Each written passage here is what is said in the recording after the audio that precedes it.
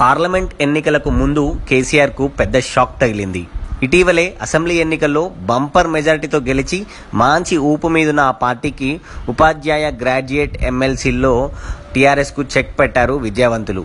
Assembly ఎన్నికల తర్వాత కేసీఆర్ ఒంటెత్తుపోకడలకు వెళ్తున్నారని, కాంగ్రెస్ నుంచి వలసలు ప్రోత్సహించడం, ఎమ్మెల్యేలను కొంటున్నారన్న వార్తల నేపథ్యంలో విద్యార్థులు గుర్రుగా ఉన్నట్లు ఈ తాజా తీర్పుతో బయటపడింది. అయితే ఈ ఓటమి కేసీఆర్కు నేరుగా పెద్ద నష్టమేమీ కాకపోయినా అతి త్వరలోనే లోక్సభ ఎన్నికలున్న నేపథ్యంలో ఈ ఓటమి ప్రభావం ఖచ్చితంగా రాబోయే ఫలితాలపై పడబోతుందని టీఆర్ఎస్ భావిస్తోంది. సిట్టింగ్ ఎమ్మెల్సీలుగా ఉన్నటువంటి సీనియర్ నేతలు పూల రవీందర్, పాతూరి ఇప్పటికే ఓటమి చెందగా, గ్రాడ్యుయేట్ స్థానంలో టీఆర్ఎస్ బలపరిచిన అభ్యర్థి అడ్రస్ లేకుండా పోయింది. అసలే కాంగ్రెస్కు చావో రేవోగా మారిన ఈ లోక్సభ ఎన్నికల ముందు తాజా ఫలితాలు ఆ పార్టీ నేతలకు మంచి బూస్టునిచ్చాయనే చెప్పుకోవచ్చు. ప్రశ్నించే గొంతుకలను కాపాడుకుందామన్న నినాదం వర్కౌట్ అయినట్లు స్పష్టంగా కనపడుతోంది.